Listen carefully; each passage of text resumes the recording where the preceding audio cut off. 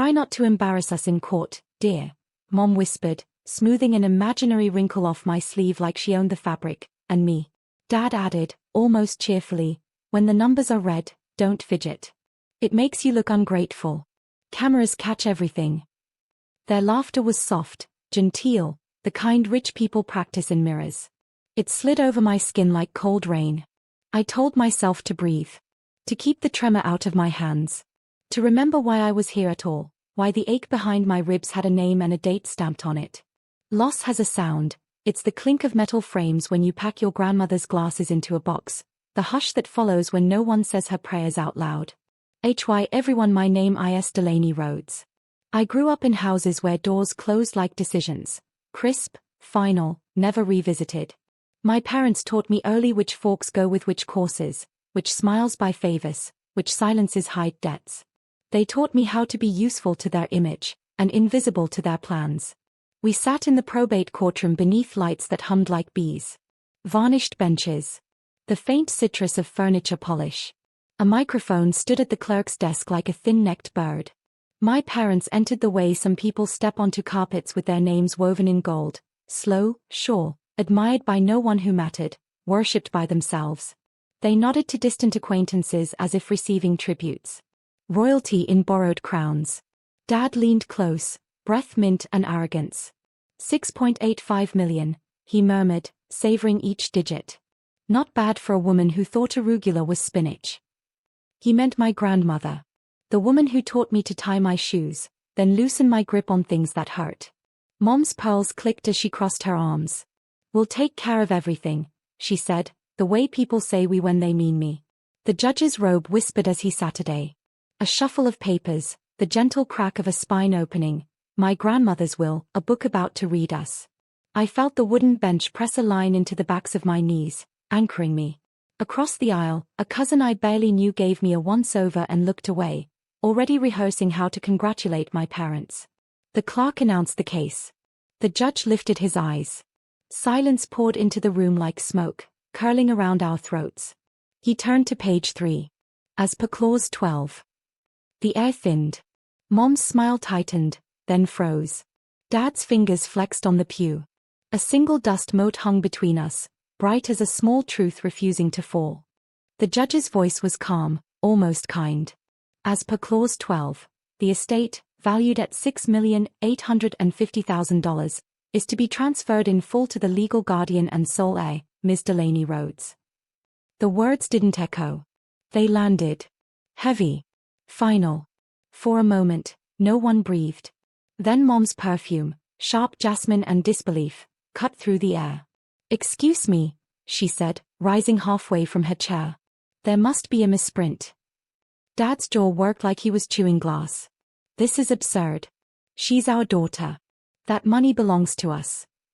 The judge didn't even look up. It says here, Mrs. Rhodes, that your mother explicitly stated her wish. Delaney will inherit all I have because she was the only one who stayed.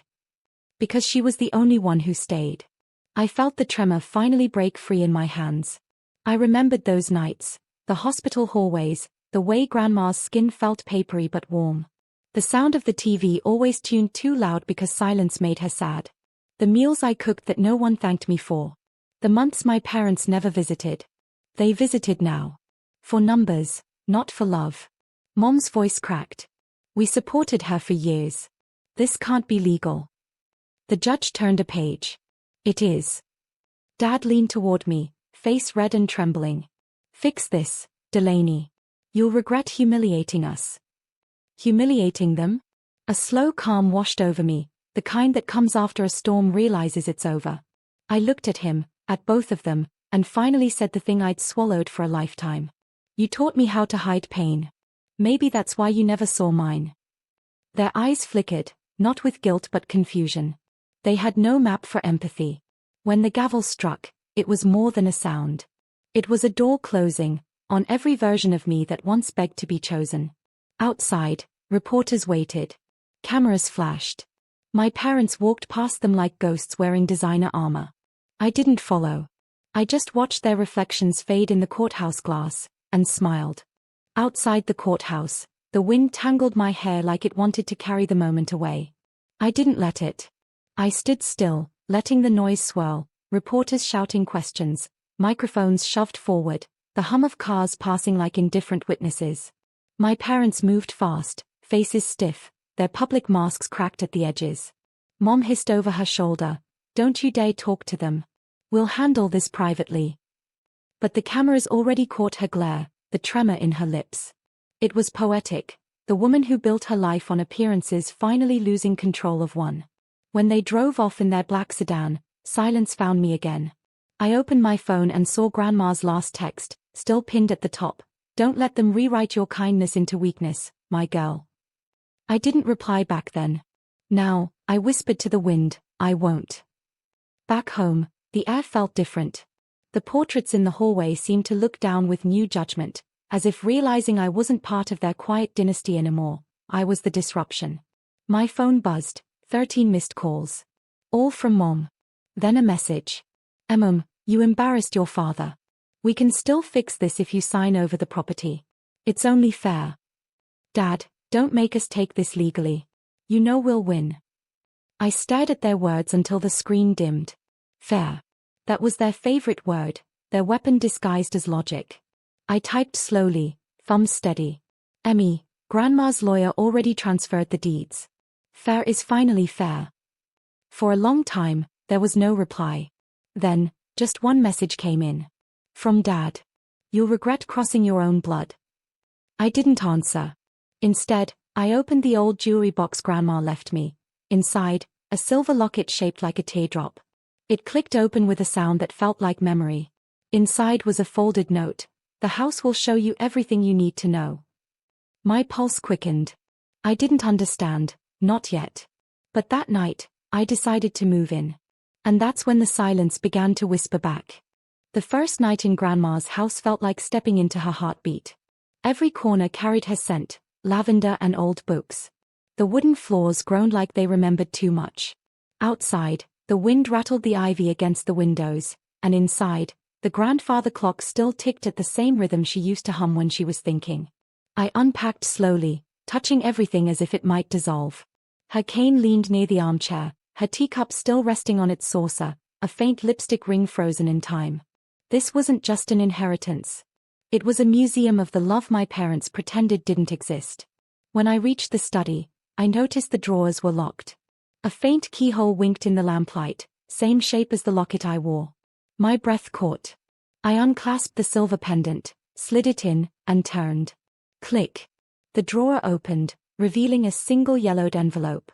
On the front, in Grandma's careful handwriting. "For when they come for you." My chest tightened. I unfolded the letter.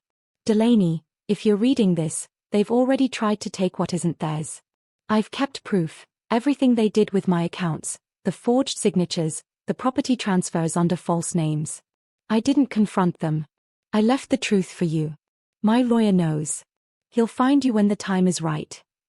I sank onto the chair, pulse hammering. My parents hadn't just expected the inheritance, they'd built their lives on stealing from her. Suddenly, the silence of the house shifted, not comforting anymore. A car door slammed outside. Then another. Headlights cut through the curtains. Mom's voice carried across the porch. "Delaney. Open up. We need to talk."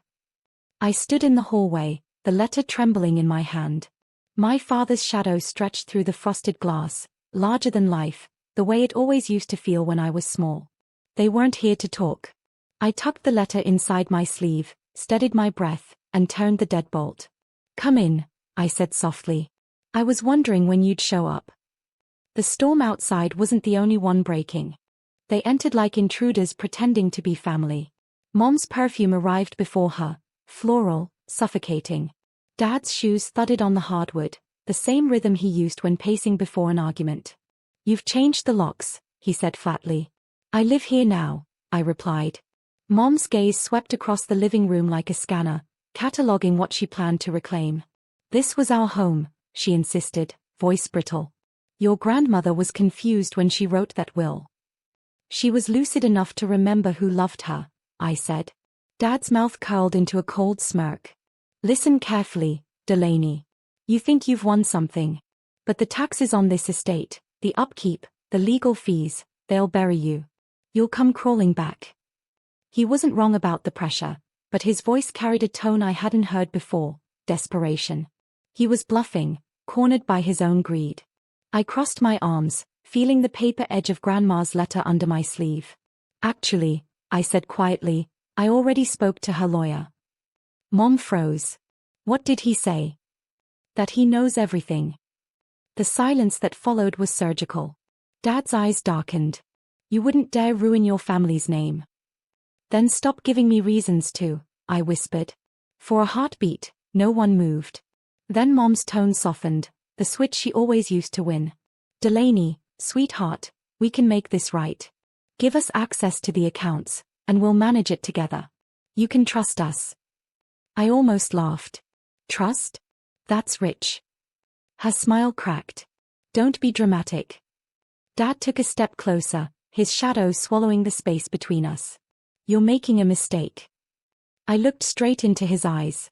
So did you, when you underestimated me. A car horn blared outside. A sedan I didn't recognize stopped at the gate. Dad's expression shifted. Through the frosted glass, I saw a man step out, carrying a briefcase, Grandma's lawyer. Dad whispered, "What have you done?" I didn't answer. I just turned toward the door as lightning flashed across the window, illuminating everything we'd all been pretending not to see. The front door creaked open, and the lawyer stepped in, shaking rain from his coat. His eyes flicked between me and my parents, reading the storm before he spoke. "Evening," he said calmly, setting the briefcase on the table. "Mrs. Rhodes, Mr. Rhodes. I believe you were expecting clarification." Dad's jaw tightened. We weren't expecting company. The lawyer didn't flinch. Mrs. Eleanor Rhodes left very explicit instructions regarding her estate. I've already filed the verification documents. Everything stands, legally, irrevocably. Mom's voice rose. You can't just walk in here and humiliate us. He turned toward her, tone cool. I'm not here to humiliate anyone. I'm here to close unfinished business. He opened the briefcase and pulled out a thin folder, photographs, bank statements, notarized copies. My breath hitched. Grandma had been thorough. Every lie my parents told had a date and a signature beside it. Dad's hand slammed the table. Those are personal records. The lawyer met his glare. They're evidence. Mrs. Rhodes discovered financial misconduct in the years before her passing. She chose not to press charges out of love for her family. But she wanted the truth protected, in case that love wasn't returned. For a second, I thought Dad might lunge. Mom grabbed his wrist, her voice trembling now. Please, just let it go. The lawyer closed the folder gently, as if sealing a coffin. I'll leave copies with Delaney. If you wish to contest the will, you'll find it difficult. He gave me a brief nod and left, the sound of the door closing like punctuation. The silence that followed was unbearable. Dad's breathing grew ragged. You planned this. I met his fury with calm. No. Grandma did. He took a step toward me, eyes glinting with something dangerous. Mom reached for him, whispering, Stop. She has everything. Outside, thunder cracked. Inside, I stood taller. Get out, I said quietly. Before I forget you're still my parents. They hesitated, then left. The door shut, and the house exhaled. For the first time, I felt safe enough to cry. The rain didn't stop for 2 days. It drummed on the windows, steady and cleansing, as if the house itself was washing away years of secrets. I walked through each room with Grandma's letter in one hand, the lawyer's folder in the other. The walls seemed softer now, the air lighter, grief finally giving way to peace. But I knew my parents wouldn't disappear quietly. By the third evening, an email arrived. Subject, final offer. From, Dad. Body, you may think you've won. But reputations crumble faster than fortunes. You release those documents, and I release everything I know about your emotional issues. Think carefully before you destroy your own name. I stared at it for a long time, half laughing through tears. They'd raised me to believe silence was safety, that obedience was love. Now they were weaponizing both. So I took a deep breath, and hit reply. Subject, thank you for confirming everything. My lawyer will contact you tomorrow. I didn't send the documents to the press.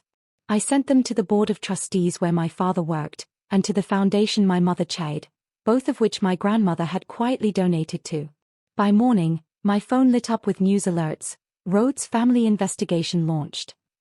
The photo attached made my stomach twist. My parents leaving their house, faces pale, refusing to answer questions. I didn't feel triumphant. I felt released. Later that day, I walked out to Grandma's garden. The rain had stopped, and the air smelled like soil and beginnings. A robin hopped across the stone path, her favorite bird. I knelt, pressing my palm against the damp earth. I did what you couldn't, I whispered. I told the truth. The wind stirred the wind chime she'd hung outside her window, 3 soft notes that felt like an answer. Inside, the house phone rang. It was the lawyer again. He said quietly, "Delaney, there's one last document we haven't opened yet. Your grandmother wanted you to decide when." I froze, heart pounding. "What document?" He paused. "The one labeled redemption." The next morning, the lawyer arrived with a small wooden box. It was old, carved with ivy patterns that matched the ones outside Grandma's window. He placed it gently on the dining table, the same one she used for Sunday breakfasts and birthday candles. "This," he said softly, "was meant for you alone." She called it redemption. My hands trembled as I opened the latch. Inside lay 2 envelopes, one with my name, one with my parents', and beneath them, a small silver key. I opened mine first. "Delaney, you have already redeemed what was broken, not with revenge, but with truth. I've seen enough in my years to know that justice doesn't roar, it whispers. Use the key only when you're ready to forgive, not before. You'll know where it belongs." I looked down at the key, ornate, delicate, faintly familiar. And then it hit me. The old cedar chest in the attic. Upstairs, the air smelled of dust and time. I found the chest tucked beneath a quilt, the lock still intact. When the key turned, the hinges sighed open. Inside were dozens of family photographs, not the posed ones my parents displayed, but real ones. Grandma laughing with flour on her cheek, Dad as a boy clutching a puppy, Mom holding me as a baby before the frost set in her smile. Tucked among them was a note in Grandma's looping script. "These were the moments before pride took over. Someday, I hope you'll remind them who they were." That evening, I mailed the second envelope to my parents. No threats. No gloating. Just the photographs, proof that love once lived here, too. Weeks passed. The investigation silenced them publicly, but privately, they reached out, not with anger this time, but with apology. Broken, hesitant words. I didn't answer right away. I visited Grandma's grave instead. "I think you were right," I whispered. "Justice doesn't need noise. It just needs light." The wind moved gently through the grass. Somewhere, a robin sang. And for the first time in my life, I felt free.